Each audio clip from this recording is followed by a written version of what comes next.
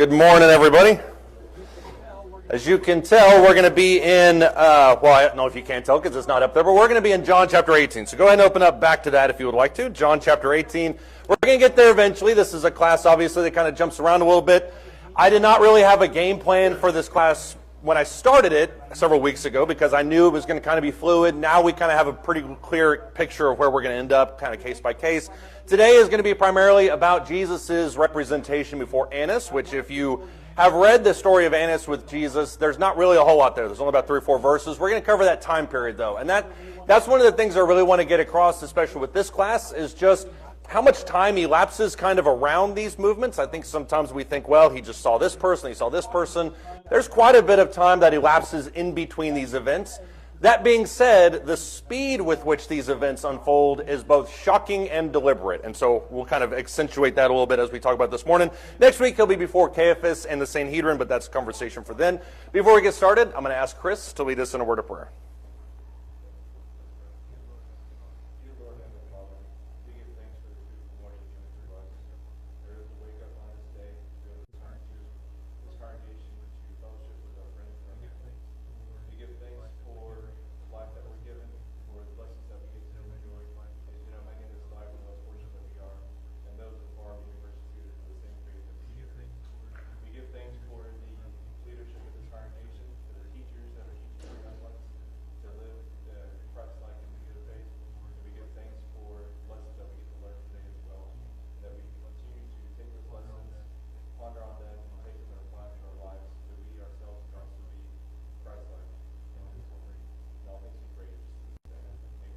Amen. Thank you. Appreciate that prayer too. We'll start off. We kind of ended 2 weeks ago because last week we were gone. We kind of ended off last week with kind of this discussion where he's moving towards Annas, the kind of the arrest in the garden. There are some components of that I wanted to revisit before we move forward. Primarily this whole kind of these questions that surround this whole procedure. And this was the one that a couple weeks ago kind of stuck out to me. Why was Jesus arrested? And kind of not because of envy or jealousy or anything like that. We know that. Why didn't they just kill Jesus in the garden? That would have been by far the most kind of expedient way to get rid of him, but it would have also been much more in keeping with how they treated the apostles. Why did they actually physically arrest Jesus to begin with? Mob violence is a big deal in Acts, and that doesn't take place here. Yeah, Curtis?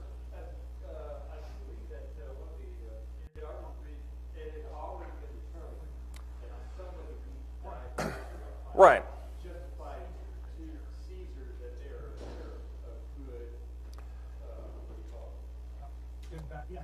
Good vassal state or puppets, yeah. I think that's true too. I mean, you mentioned that in John chapter 11. That's ironically Caiaphas that says that. And the difficulty surrounding that statement is Caiaphas, and John picks up on this, but Caiaphas obviously means that in a sense of we need to get rid of him because of blasphemy and heresy. John picks up on that more of in a sacrificial tone. He's sacrificing himself so that everybody can live. So you kind of have that dual components, but I think as you mentioned there, the Roman idea is there too because they need to also kind of take care of this guy to ensure that they stay in good status with Rome. So these geopolitical situations are fluid. We're going to talk about that a little bit this morning too. Why else didn't they just kill him in the garden? Because they had by far the means to do it. The cohort was at least 60 plus people. Go ahead.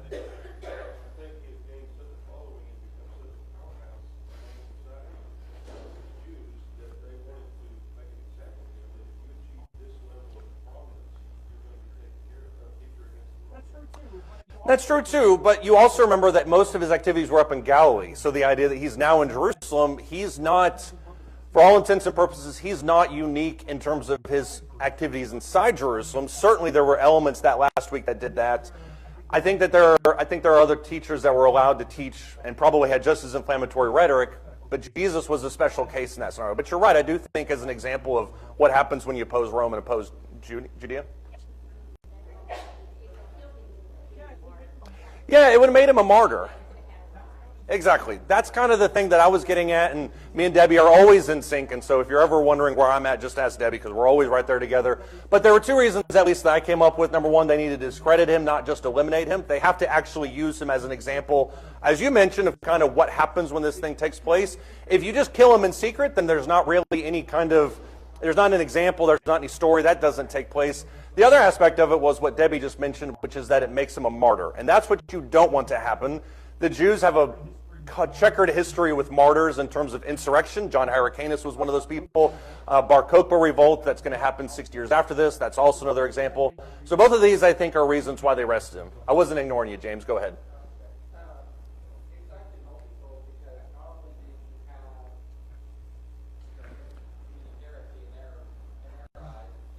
Mm-hmm.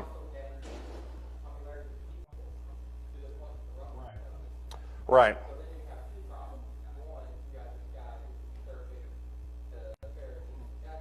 Mm.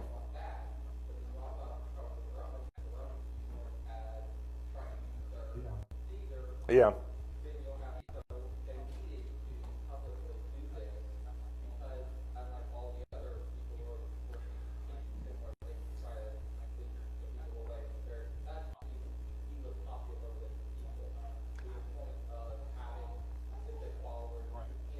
Right. Yeah, I agree with that too. And I don't want to give off the impression, and you kind of hit on it, Paul kind of hit on it a little bit. I certainly don't want to give off the impression that this was Roman-led by any stretch of the imagination. The reason he was arrested was because the Jews hated him. But I think to your point that you're talking about, whether or not the Romans acknowledged that Saul was happening, I think is up for debate. We never really are going to ever find out how much the Romans knew. The soldiers that arrested Jesus probably just thought they were going out for a regular nighttime raid. There's evidence that Pilate may or may not have even really cared about Jesus until he's woken up and presented with this monumental historical moment. So I think both of those are in play. That being said, the position of Jesus was so inflammatory to the Jews that the Romans have to take notice of it. And that's not really an avenue that we're going to have time to explore this quarter, but I do think that plays an essential part of that. Whether it was the Romans or Jews, he was divisive, and that's what nobody actually wanted in that scenario. Does anybody else have any thoughts or comments on that? Okay, now you've got Jesus. What do you do now? That's kind of the question that's on everybody's mind, because if you do have this guy that you're going to arrest, and you have him in your possession, he's literally sitting there in chains, what do you do with him now? Not you, obviously, but if you hate him and you've got him, what do you do? Yeah, if you were to create, and this would actually have been a better slide than the one I have, but if you have a to-do list with what you're going to accomplish over the next 6-12 hours, you've got to find a way to discredit him, but you've got to, this is going to sound so political, you've got to find a way to lie about him that also makes it sound believable. So how do you do that? Well, you got false witnesses, you got accusations, you've got instigations. All those are going to be in place, so that's a part of it. Go ahead. You already kind of said here with your 6 to 12 hour time there. Right. Whatever you're going to do, you got to do it quickly, so that he doesn't have any opportunity, or none of his followers have an opportunity to mount a reasonable defense. Yeah, actually, I hadn't thought about that at all, but that's a great point to bring up too. If you've got, and if you're just going to put Jesus in this position as kind of being this rebellious leader, if you've got him in your possession, the number one thing you're probably paranoid about is, wow, what happens if his followers find out? So I think you're right. Speed is going to be your friend in regards to getting him out of the way. What I thought you were going with that was the two kind of Jewish restraints in the scenario, which is number one, you can't arrest anybody or convict anybody of capital murders on a Sabbath. You can't do that whatsoever. Number two, you certainly can't do it during a religious holiday. Both of those are in play here. So from a Jewish perspective, if you're not thinking about the potential for rebellion, how can we kill him before 6 p.m.? That's essentially what you've got. The question is, and you've got a lot of hoops to jump through. And so I think you can make a strong case, at least at this point, Jesus's death is by no means secure. Now the heavy lifting, the hard work is in front of the Jews, and I think they know that.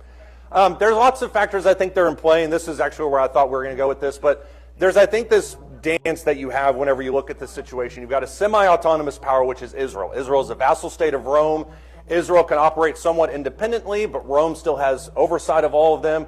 Then you've got a exhausted imperial power. The Roman Empire at this point is not at its zenith, I don't think. I think it's not going to be for another 100 years or so. But you've certainly got themselves spread thin. You've got people in different places. You've got imperial provinces. You've got senatorial provinces. Management and oversight of an empire this large is starting to become an issue. It's starting to stress the Romans. That's why you have this relationship between Rome and Israel. Look, we're going to give you power, but any major decisions you kind of have to run through us. Wink, wink. You don't really. So you've got this kind of dance back and forth. We want to get rid of them. But then you've got arguably the most inflammatory religious worker that's anybody's ever seen, buttressed by very obvious miracles that he's doing within the proximity of Jerusalem. So the real question isn't, why did it take them so long to arrest Jesus? It's how did he survive a week inside Jerusalem? I think that's the real question that's at play here. So all of this is going to be in play, I think, when we look at the scenario. Anybody else have any thoughts or comments? I'm trying to take as many stops as I can just because I don't want to overlook anything. John, go ahead. Mm-hmm. Right.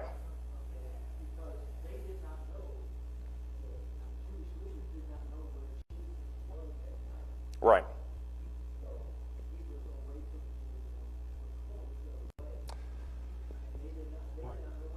Right. They know where he's at during the day because he's making himself very obvious. But if you remember the schedule from a couple weeks ago, Sunday is when he comes into Jerusalem. Monday and Tuesday is when his teaching, his woes kind of take place. Wednesday is when they start kind of planning it, and then he's taken Thursday night. So there is the speed with which they find him. They don't realize that he's just in Bethany until Judas comes showing up Wednesday morning, and then they go get him the next day. This is where it'd be great for somebody with police experience possibly to teach this, because I think this is absolutely an arrest scenario. But I think this is the speed once again is what I'm getting at.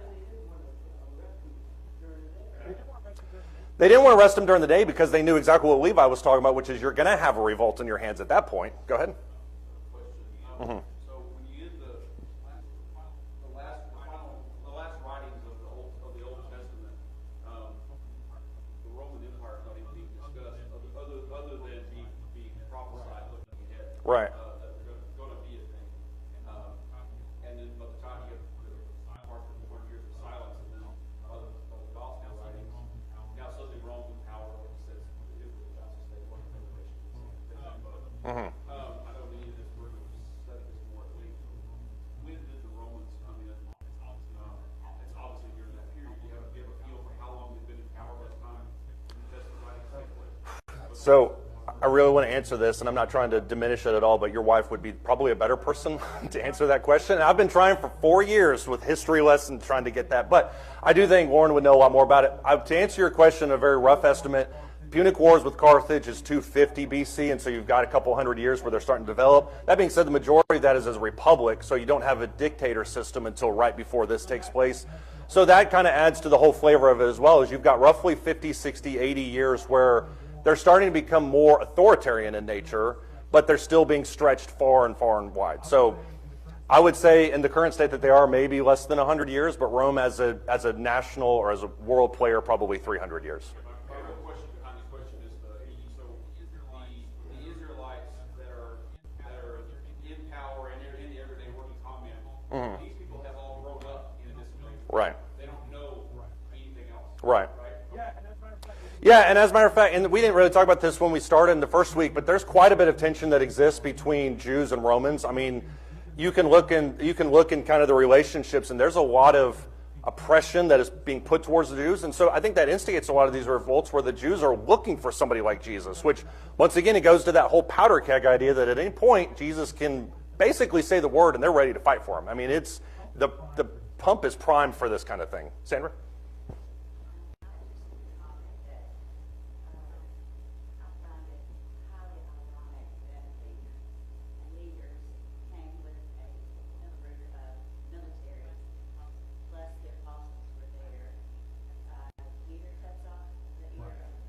Right. Mm-hmm. Mm-hmm.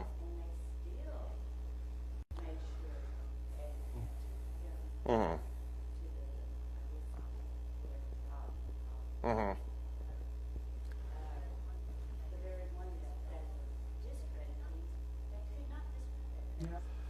Yeah. And that happened earlier in Jesus' ministry when the Pharisees sent soldiers to arrest Jesus. They came back empty-handed because, as they put it, which is what you mentioned, nobody's ever spoke like this. So you're right. Whenever they slice off Malchus's ear, which, by the way, when the name is mentioned, it's thought that's because the early Christians knew him. When they slice off Malchus's ear, you would think everybody would look at the situation and say, okay, we're not dealing with an everyday scenario, so maybe let's take a breath. At the same point, once again, the speed with which all this unfolds is to the point where if you're even remotely on the fence, you're not probably going to pause. You're going to do that after, which nobody will ever know that story, but I do think that that's probably part of it too. Jeff and then John. So in this triangle there, That would have been a better display of it, by the way. Yes. So this is Yeah. the Jews had the least power of all of this. They're the ones wanting something of them. Right. But it's amazing to me, they had the least power. Jesus had the most power. And as we study this, we're really going to see Jesus was really in control of the whole situation the whole time. He was. I mean, he had to basically give it to him. Yeah. Give it to him. He did, and that's the only reason that Jesus was crucified is, and he could have played the political game to get his, even without doing a miracle, he could have avoided the whole thing. To your point, though, and I think this feeds into this, the idea that the Jews needed Rome, I think, is a little bit of a misnomer. They could have killed him any time. The reason they needed Roman authority was because of crucifixion. That's what they wanted to do with discrediting him, so all of that folds into that too. But your point is exactly right. John, go ahead. More than once it was said of Jesus that let him say anything he had done Yeah. deserved death. Right. So, I mean, Yeah. that just shows that they were going to do it. Right. There was no grounds for it. Exactly. And if you've got 3.5 years of testimony that proves that, which that he hasn't done anything worthy of death, how do you find something in 6 hours to kill him with? I mean, the only way you do that is you manipulate the system. And that's one of the other things I wanted to get through with this quarter in general, is the skill with which the Jews manipulate their own judicial code to accomplish this. I mean, these guys are experts in it, and I think that shows through in some of these types of things. When you look at, I've mentioned it several times so far already, but the speed, once again, which with this whole thing kind of unfolds, it's very, very rapid, and I think we can't overlook this. For instance, Jesus is arrested in the garden. That happens roughly Thursday, Friday, the midnight hours. There's a couple-hour overlap where it seems like he's being taken to Annas' house, which is all the way on the side of Jerusalem. If you remember the map, Gethsemane is on the northeast side of Jerusalem, outside the walls. Annas and Caiaphas' house, which is also near where most of these things will take place, is in the southwest corner. So you've got a little bit of a trek through through Jerusalem in your future.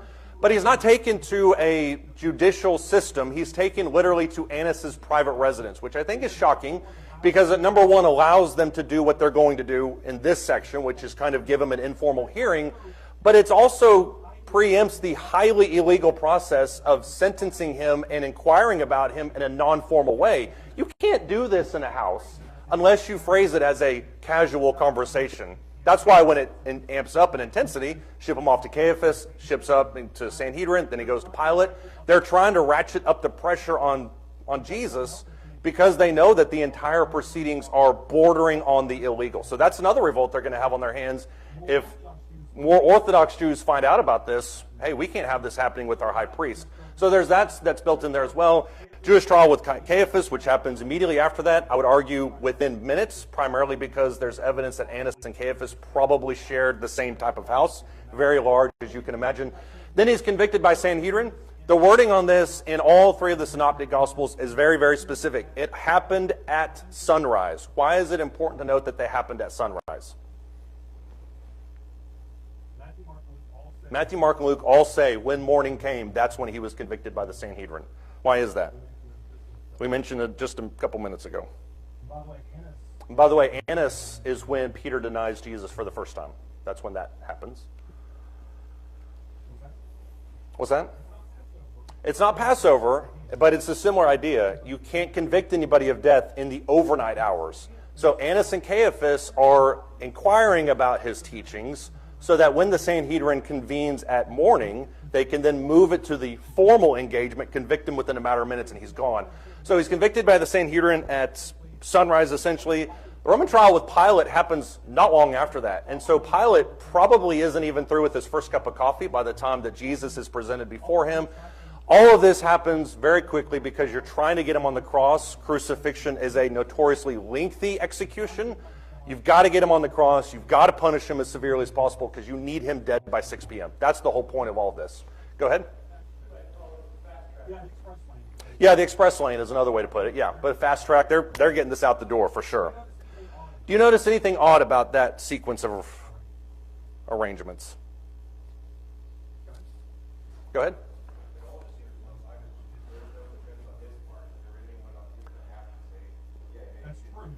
That's true, but to the point we just kind of mentioned, that's because it wasn't a formal hearing. And so you're right. I mean, if you can phrase the whole thing as we're just talking, we're just learning. Because remember, Nicodemus came to him in the overnight hours. We're just talking. Then you don't technically need a lawyer. But you're right. It is all incredibly one-sided because he's convicted before most people are even awake. So you're right. That's the whole point of it. James, go ahead.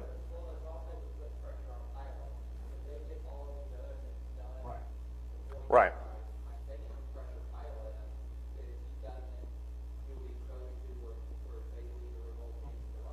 Mm-hmm.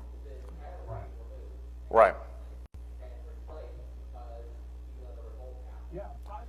Yeah, Pilate is going to be, whether he wants to or not, he's going to be working in concert with these local authorities because, as you mentioned, he wants this whole thing eliminated as well. He wants the whole thing gone because he doesn't want an insurrection just as much as anybody else does. What else is unusual about all this?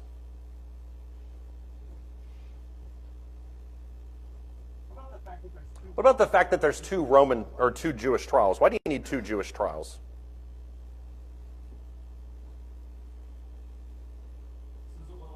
This is a little idiosyncrasy that's around this time period, but it's also probably existed elsewhere. Why do you need two Jewish trials? I believe the Romans removed Caiaphas as high priest violation. Right.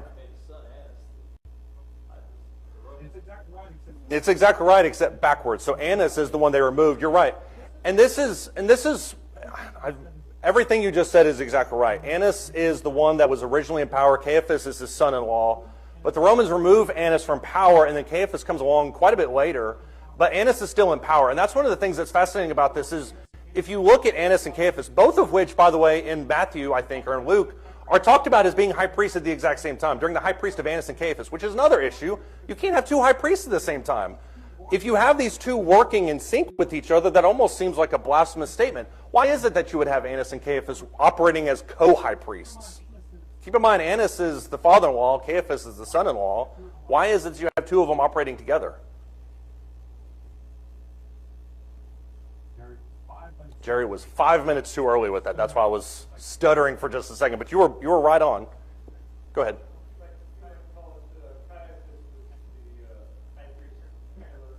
Emeritus, right. We just saw this with the popes, where you have one pope that retires, or forced out, as Jerry pointed out, but then you have another high priest or a pope that kind of operates at the same time. The problem is, what do you do with the older high priest, the original one? What does he do? What is his role anymore? Does he have any formal official power? Yeah, we're just asking for advice. Maybe he's just a good, wise old sage that just kind of hangs around, which, by the way, Annas will last for quite a while because Annas and Caiaphas are also going to talk to Peter and John in Acts chapter 4. So he hangs around for quite a bit. What role does Annas have in this world?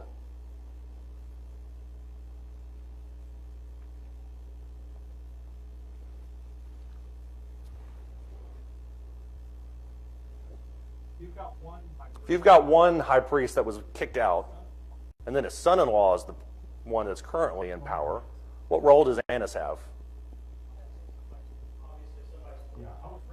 Yeah, I was really hoping somebody would say mafia. I mean, because that's exactly what's happening here.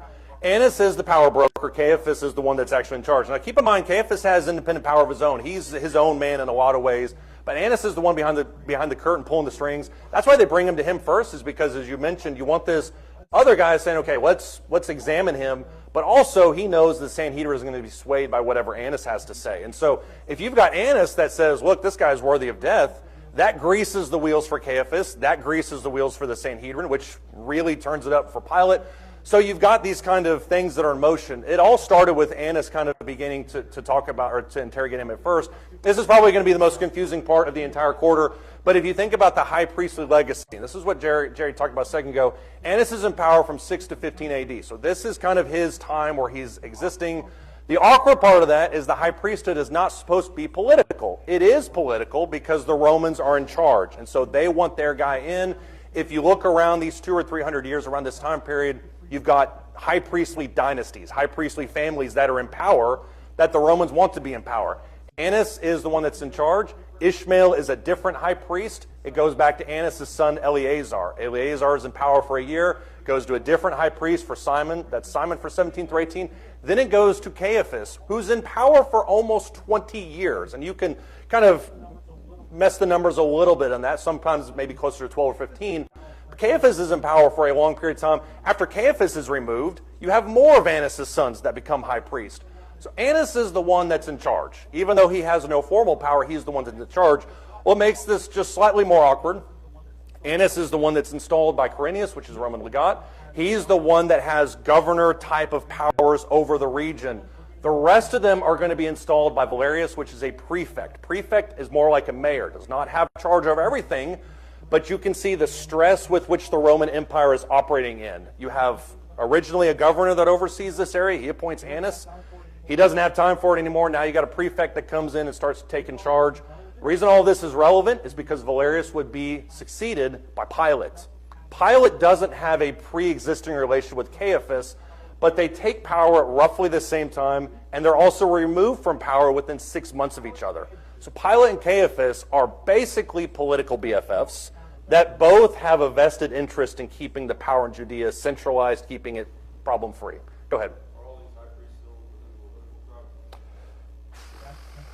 That depends on your interpretation. So Annas, I think, technically is, but there were issues with Annas's legitimacy primarily because he's an appointee of Herod the Great, who is Idumean descent. So Herod the Great was a political appointee, has some high priestly descendancy, but there's a substantial population of the Jews that believe this entire high priesthood is illegitimate. They don't come from Aaron. They don't belong in the high priesthood. That's not the predominant opinion, primarily because it's not popular. Annas usually kills people that disagree with that. Curious, if you're saying all these men were appointed direct appointees by the Romans. Right. It's intriguing if the Romans bothered to care about Jewish laws. They're only going to care if the Jews care. Right. They're only going to care if the Jews care. And during the Maccabean revolt, there was a lot of upheaval. And what they were looking for was a Messiah-type figure that could come in and stabilize the region. And so, from a Roman perspective, whatever the Jews want, as long as you're not fighting each other and killing, we're fine with it. The Jews, as a group, kind of rallied around Herod the Great to their own trouble. Herod the Great is not legitimate as a high priest, but he assumes the role regardless. So that's why you have a lot of these revolts, is because people are looking at Herod the Great and saying, you shouldn't be high priest. You shouldn't be appointing high priests. You shouldn't be doing anything remotely related to this. He's a kind of a traitor in a lot of sense to a lot of them. So that fuels a lot of these rebellions too. Somebody else have any thoughts or comments? Yeah, Sandra?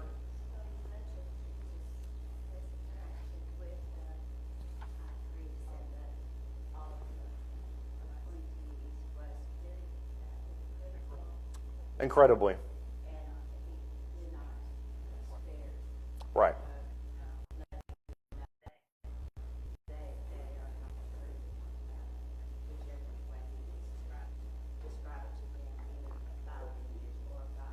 Right.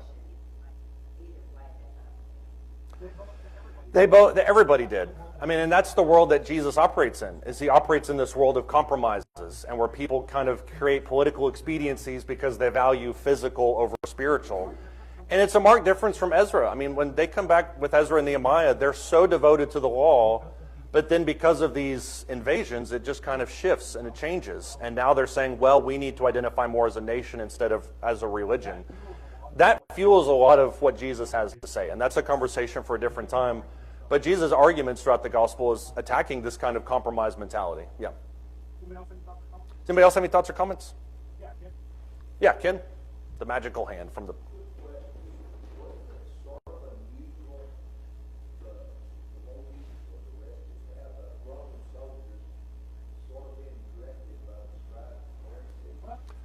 Well, it depends on what you view as unusual, because it's not unusual for a Roman cohort to be involved in an insurrection-based arrest. That being said, there's multiple groups. There's the brigands that are also tasked as pseudo-mercenaries. Then you've got the high priest, but it is a predominantly religious arrest. And so in that scenario, it's not at all. Is that...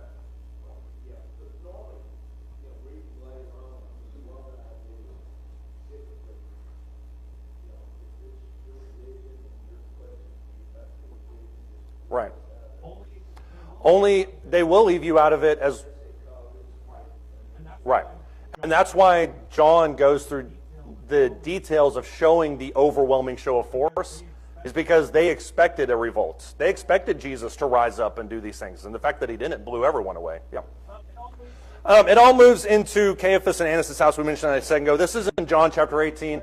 This is the best picture I could find of this. It's kind of a diagram scenario. It's a very typical Roman house for an elite or Jewish house of an elite inside of Jerusalem. Jerusalem, as if you've looked at pictures of it, there's not a lot of real estate. The fact that Caiaphas and Annas have a house of this size shows not only their religious status, but also their personal wealth, which is another issue with Herod the Great, is that he amassed a lot of this wealth via theft, via invasions, things like that. So Caiaphas and Annas have a very substantial house. Jesus is probably going to be in that inside courtyard area. Peter, as we'll find out here in John chapter 18, is just outside of that, in the outside courtyard. The reception room is where Jesus and Annas are. And they're just, as we mentioned, they're just kind of talking. They're just kind of spitballing and kind of showing different things. Peter is going to be in close proximity. And John shows this better than anybody because John was actually there. Look at John chapter 18, starting verse 12. So the Roman cohort and the commander and the officers of the Jews arrested Jesus and bound him and led him to Annas first. John makes the distinction, the synoptic gospels do not. You're talking about a span of maybe an hour and a half, 2 hours. Led him to Annas first, for he was father-in-law of Caiaphas, who was high priest that year. How convenient. Verse 14, now Caiaphas was the one who had advised the Jews that it was expedient for one man to die on behalf of the people. John mentions that from John chapter 11. So he's bringing up that connection between these two moments. Verse 15, Simon Peter was following Jesus, and so was another disciple. That's John, by the way.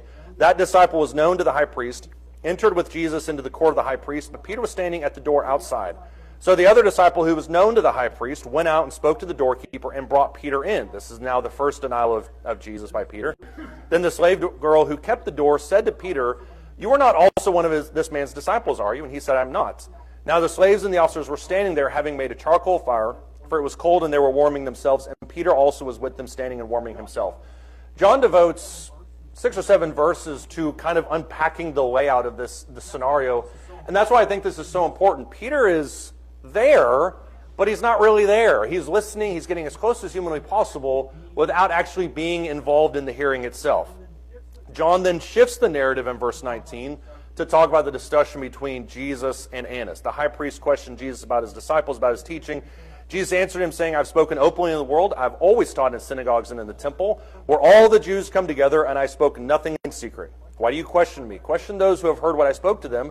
They know what I said. And when he had said this, one of the officers standing nearby struck Jesus, saying, Is that the way you answer the high priest? Jesus answered and said, If I have spoken wrongly, testify of the wrong. But if rightly, why then do you strike me? So Annas sent him bound to Caiaphas the high priest. What jumps out at you about this discussion between Annas and Jesus? At first glance, we just kind of read it and we're like, okay, nothing really happened, let's move on. What actually jumps out at you about this discussion? Or what's weird about this, if you will?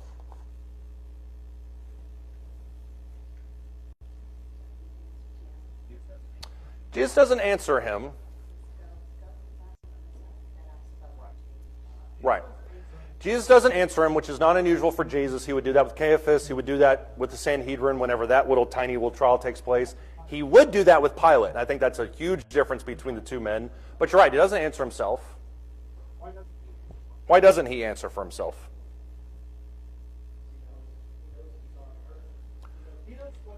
He knows what the answer is. Annas, right, he knows that Annas knows what the answer is, but why not just say it? Because he says it to Caiaphas, and that's what's shocking. He says it to Pilate too. Caiaphas asks him, are you the one? Tell us. And he says, I am. Why not tell it to Annas?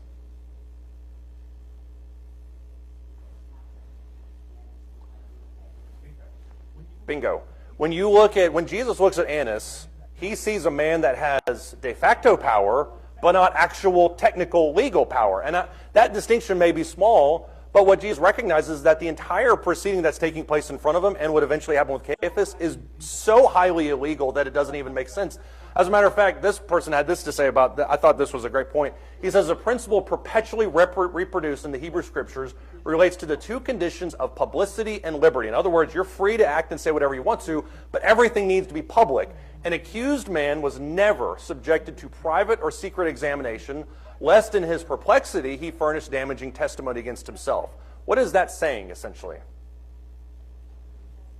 You have the right to remain silent, yes. Alan's going to come up here and arrest us all, yeah. Why is it that, oh, don't say that you're not going to. I know you've been looking for an opportunity. What does this say? What's the temptation if you're in this scenario that Jesus is in? Go ahead.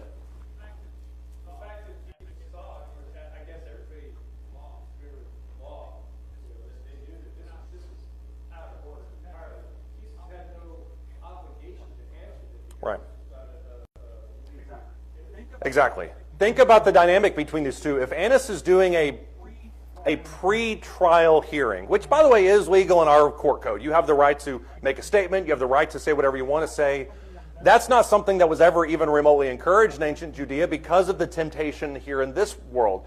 Annas put Jesus in a position where he could incriminate himself. And that's what this person's arguing is if truth is elevated above everything, if fairness and honesty is elevated above everything, because the chief witness in any trial is not the Sanhedrin, but God, who knows everything, then you're going to, as a law system, you're going to allow them every opportunity to get the truth out. You're not going to put them in a position where Annas aggressively cross-examines you to the point that you accidentally indemnify yourself.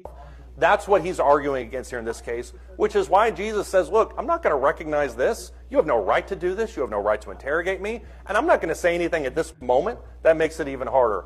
So does Jesus like Annas? Probably not. But the reason that he doesn't speak to Annas is because this whole proceeding is highly illegal and against the law. Which, by the way, whenever Jesus does respond, what do they do to him? They punch him in the face, which is exactly what they did to Paul in Acts chapter 21, and Paul has a much more intense rebuke of them in that chapter, which I find hilarious. Jeff? So, I'm going to say Jesus did respond, but didn't answer the question directly. But Right. Like, why are you asking me this? I've done nothing in secret. Right. I've gone to the synagogues, I've preached. Right. I've said it's all in public. So why are you asking me? Right. He does respond, and you're right about that. He does respond, but he doesn't do so in a way that incriminates himself. But he does bring up the argument of, hey, if you have questions, go ask other people. We've seen this before. He's dealing with all of us. Right. Everybody. He's like that. He's like that. That's right. Right. You get to the root of the problem. That's Right. The root of the problem is not, if the root of the problem is truth, if that's really what we want here, then go ask people who heard me. Problem with that is you can't because they're all asleep. But they're going to call, not Jesus' bluff, that's not a bluff, but they're going to call him on that, and they're going to produce in Matthew chapter 26 before Caiaphas false witnesses. Okay, Jesus, we did that. And these witnesses, who, by the way, we paid, they can testify that you're guilty of blasphemy. So at this pretrial hearing, He never can give them those witnesses never. right, So that's true too.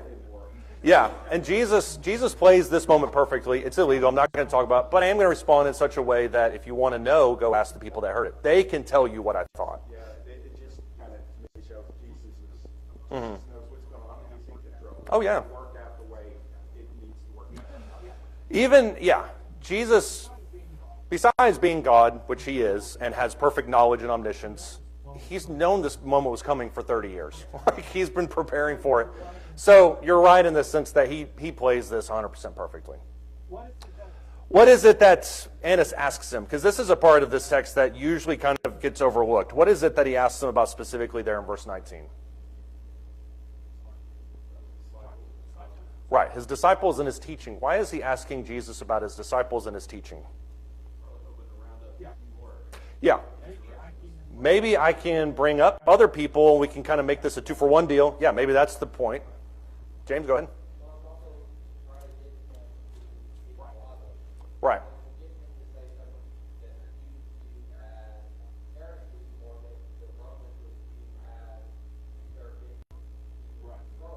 Right. Right.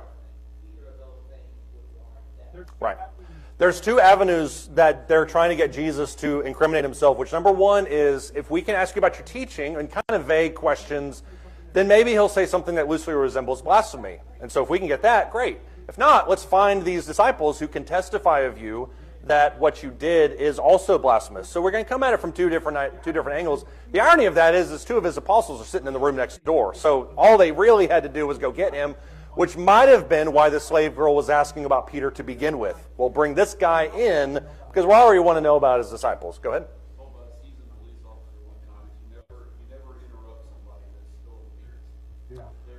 Yeah. Yeah. That's true. Alan, would you like to comment on that?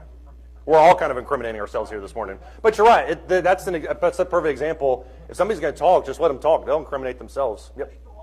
I think you also have this idea of him asking about his disciples from a persecution standpoint. If you jump back in the text to John chapter 18 and verse 4, there seems to be an emphasis in John's gospel about protection of the people. John 17 says something very simple or very similar, keep them in your word. Look at verse 4. So Jesus, knowing all the things that were coming upon him, went forth and said to him, whom do you seek? This is when they're arresting him.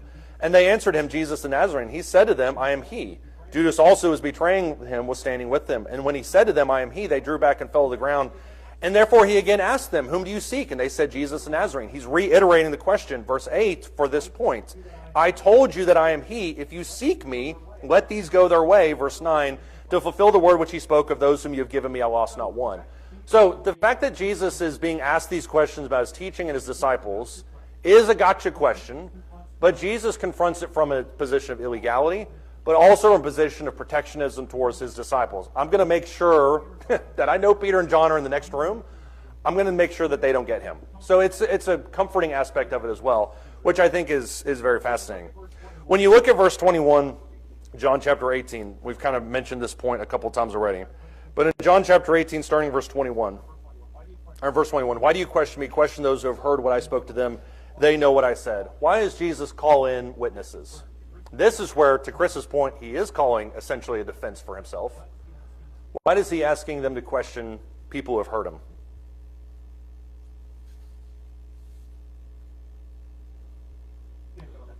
Ken, go ahead.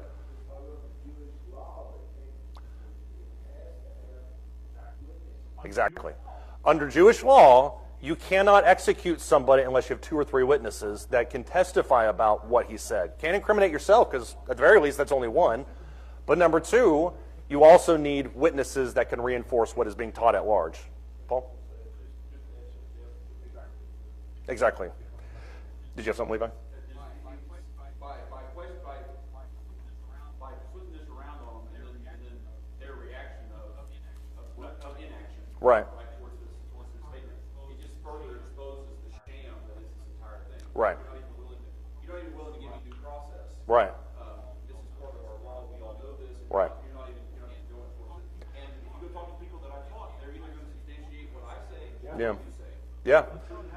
Let's don't ask what you want to hear. Let's ask what they actually heard, which is a part of it. And also, as we'll find out next week, when Nicodemus reappears in the scene, John brings him back into the equation because Nicodemus speaks up at the right before their arrest, and he says, look, our law doesn't try anybody or execute anybody unless they're tried first.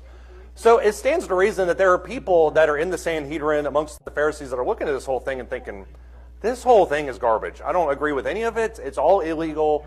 But there are power brokers inside the Sanhedrin that want Jesus gone, and they seem to be kind of the overwhelming force. In Jesus' response to bring in witnesses, if you jump back to Matthew chapter 26, they absolutely take him up on that. Matthew chapter 26, verse 57, this is jumping a little bit more into what happens with Caiaphas, but I think it's a direct result of what Jesus says. Go bring in witnesses. Okay, we'll find some witnesses for $30 a piece. Matthew 26 and verse 57. It says, those who had seized Jesus led him away to Caiaphas, the high priest, where the scribes and the elders were gathered together. Peter was following, once again, in distance. As far as the courtyard of the high priest, he entered in, sat down with the officers to see the outcome. Now the chief priests and the whole council kept trying to obtain false testimony against Jesus so that they might put him to death. This is an ongoing struggle. Verse 60, they didn't find any, even though many false witnesses came forward. But later on, 2 came forward and said, this man stated, I am able to destroy the temple of God and to rebuild it in 3 days. Which, once again, is the flashpoint reason, I believe, why Jesus was crucified. We talked about that several weeks ago. The high priest stood up and said to him, do you not answer? What is it that these men are testifying against you? These are supposed to be neutral witnesses, and he argues that they're testifying against Jesus. Jesus kept silent. The high priest said to him, I adjure you by the living God that you tell us whether you are the Christ, the Son of God. Then Jesus speaks because of the vow that's invoked in verse 63.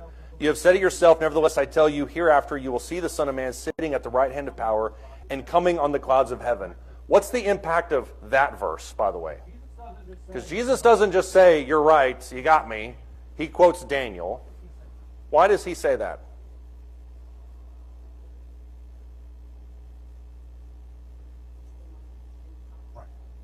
Right. It went from being vague, non-committal on Jesus' part, which is 100% warranted given the situation, to him making the most slam dunk argument he could that To the Jews, he's blasphemous, but to him that he's God. The Ancient of Days is seen as a messianic figure across religious spectrums. And so there's no question, everybody in the room, they just are beside themselves with what they got. In verse 66, what do you think? They answer, well, he deserves death. That's the punishment for blasphemy. So now they've got him. And after Caiaphas' intrusion with this whole scenario, now they've got the testimony they need, and they're going to move forward with the Sanhedrin. And that's, once again, the speed with which this operates. All of this, by the way, is illegal. If a sentence of death is to be pronounced, this is specifically written in their law about 50 years after Jesus dies. If a sentence of death is to be pronounced, it cannot be concluded before the following day. The Jews place a premium historically on capital punishments taking longer because they want to make sure the person is fully guilty. And so you can't have a sentence and an execution in the exact same daytime. They want to get him convicted and then executed in the same day because they want to get it before the Sabbath, before the Passover is taking place. So they're going to have to break this. And you see this timeline unfold within what's going to happen. The meeting with Annas happens around 2 in the morning. Very hush-hush, very behind closed doors, very elite. The only reason Peter and John are there is because they know somebody. That happens at 2 a.m. He's hanging on the cross 7 hours later, which is the next day. And then he is dead by 3 p.m. So within the span of about 13 hours, Jesus goes from pretrial hearing to execution, death. And none of that is par for the course when you look at the way that the Jews executed people. Does anybody have any thoughts or comments? Y'all both raise your hand at the same time. John first. Okay.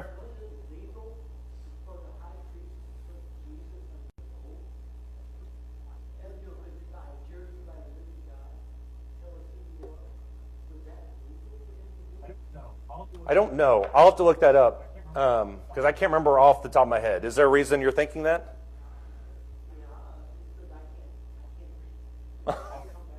Okay. I don't know for sure. I would like to think it is, but I don't know for sure. But I'll look that up and be ready next week. Hopefully you forget because there's a chance I might forget. But I will try to remember to look that up before next week for sure. Curtis, go ahead.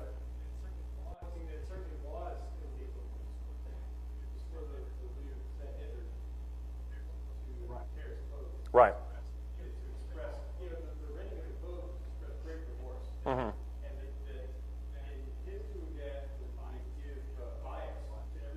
Right. Yeah, and that when we get into the reason I wanted to kind of glance into Caiaphas and move back is because the whole trial with Caiaphas kind of bleeds into the Sanhedrin, and there are all sorts. I mean, when you get into the illegalities of Jesus' trial, take your pick. I mean, there's any one of a dozen, 20, 30 that you could pick from, depending on your interpretation. But you're right, the high priest, for him to rent his clothes like that before the judgment has been pronounced is not only unorthodox, but it's extremely illegal. So you're exactly right. All of this just reinforces the point that we all know, which is that this entire trial was just a sham. It's not trying to find truth. It's trying to get him killed. So that's why we need to ask the question at the beginning, why are they even trying to arrest him to begin with? Because he's a troublemaker. Does anybody else have any thoughts or comments? Okay, next week we talk about the big bad, which is Caiaphas, and we will then move quickly into the Sanhedrin. Thank you, guys.